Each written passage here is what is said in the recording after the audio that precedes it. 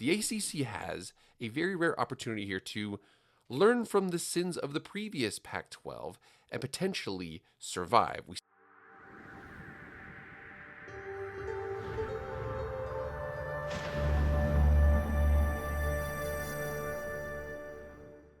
What is up, everybody? It is Jake back with Master Football. Thank you so much for being here. If you want to be up to date on all things college football, hit that red subscribe button, hit the like button, and follow me on Twitter and Instagram. If you like EA college football content, go subscribe to my other channel, Master Football with Jake Posey. Link is in the description. But enough about all that college football content. Let's go. I'm going to be giving more and more game analysis and season analysis and team analysis as the season progresses here. Give me a couple seconds here because I've been needed to kind of restart after the move. Like I said, things aren't up on the walls right now, so we're still getting going. But we saw a report just the other day that had a lot of implications for the ACC and the rest of college football. Maybe, potentially, this whole realignment chaos stuff at the top could slow down. Now, we know throughout the middle, again, we know that right now what's going to happen with the Pac-12, they're going to add from the American going to add from the Conference USA is going to add from somebody else, or they may be merged with the Mountain West. There's going to be lots of little movement like that. That's going to happen. There's nothing you can do to stop it. But the ACC has a very rare opportunity here to learn from the sins of the previous Pac-12 and potentially survive. We saw this report from Ross Dellinger. So late Tuesday night, it says sources, ACC is exploring revenue structure to resolve Florida State and Clemson lawsuits. I know you think like, what? They're going to settle all this stuff? What that means to me is that means I think that the lawsuit is wearing on one and or both of the partners. It says the ACC is exploring a new revenue structure intended to bring an end to litigation with its two restless members. It talks about Florida State and Clemson down here. Discussions among league presidents are ongoing and expected to continue. Details around the new revenue structure remain murky, but leaders have reviewed a plan to create a separate pot of revenue to be divided based on media value metrics. This separate distribution will be specifically tied to a school's television viewership ratings for football and potentially basketball. Any new distribution will be available to all schools. It comes down here and it mentions of one of the most important things that it mentions down here. The school's willingness to remain in the conference is, for some, a shocking revelation and an about-face from the previous actions. The unequal revenue structure is not a wholly new idea. Last year, this is important here, FSU officials and board members suggested that the conference distribution formula for its television money, and now evenly distributed, be instead tied to viewership and other media value data.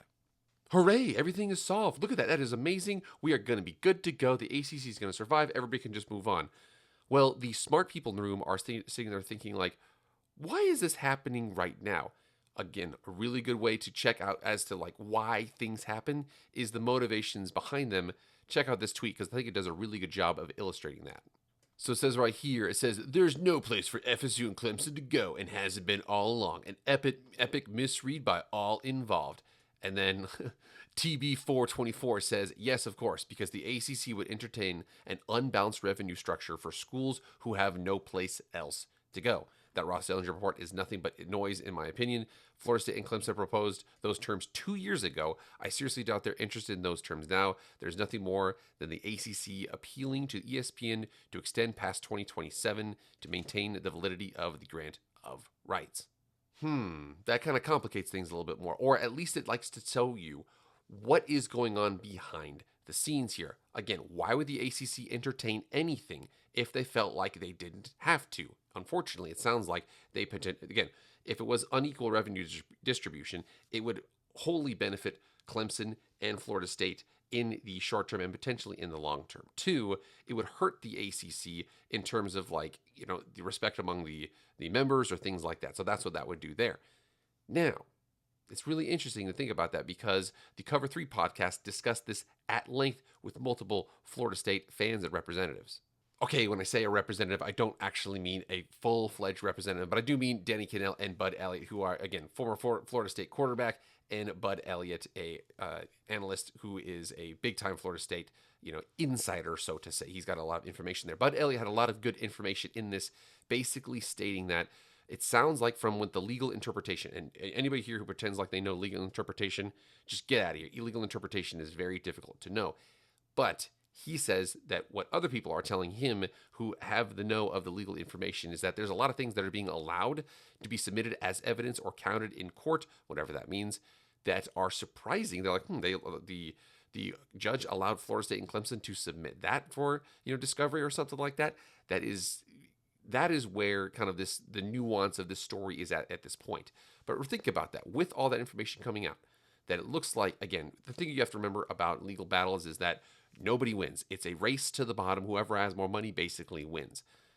Now, that's not necessarily the case. A lot of times, those who have the better case and the right amount of money will be fine. Florida State, again, I think they had looked at potentially at some, angel investing or something like that, or private equity to get involved to help them out with this lawsuit. Whatever. We're not going to go there. But what we are going to go is to the point that Florida State and Clemson proposed this a while ago. They said no. They sued. They've been in court for some time. And now this is being brought up again, potentially by, and what I think is the ACC. And the ACC is like, listen, it sucks that, Florida State and Clemson are taking us to court. It sucks that we're doing this. This is hurting. This is going on a long time. This is going to take a lot of money. We might even win, but there's no guarantee on that. How about we have a for sure guarantee? We go to the previous agreement we had before. You guys brought up. How about that? Again, that kind of shows weakness on the ACC's part. But Florida State and Clemson are like, yeah, but this lawsuit is hurting us too. It's hurting us as well. We want to get this thing done. What if instead of getting what we want to say $80 million? That's what Bud Elliott says. They want to get $80 million per year. Right now they're getting about 44. What if they just get 70? What if they get 68 or something like that up until those, and they take it from 2036 when it comes all the way back down to 2030 or whatever it is. Again, there's lots of those things discussing here. The best agreements are when both sides are a little bit upset. Now, that's true if in this instance where Florida State gets 71 million and the ACC gets to survive as a conference.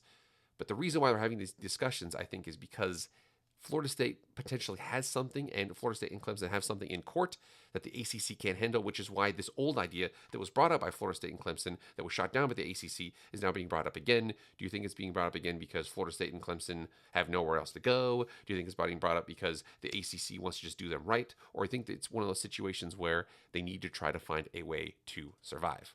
And another important question here, too, is what's going to go on with Memphis? Because a lot of people say, oh, yeah, well, we're Memphis. You know what, maybe we'll get invited to this big conference. I heard these guys on Memphis radio and things like that. They're talking like, they've been talking about the invite to this big conference for like 20 years. The old Big East, that whole situation, it hasn't happened. So what if they jump to the Pac-12 for now? And right now, let's just say they sign an agreement. It's 2026, and it goes on for 7 years. That's going to be what? That's going to be 2033. My math, check me on that. I'm not very good at that. That's going to be right around the time, potentially even a little bit before or a little bit after, when the ACC potentially loses some of those team members because of the expiration of the agreement. Basically, what I mean is that for Memphis, this could potentially give them the next couple of years, like, all right, here's the situation. You can join. You're going to be okay. Go here for now, and then eventually go somewhere else later. Again, the whole of college football is going to be completely changed. At like 2050, I can't even imagine what the sport is going to look like.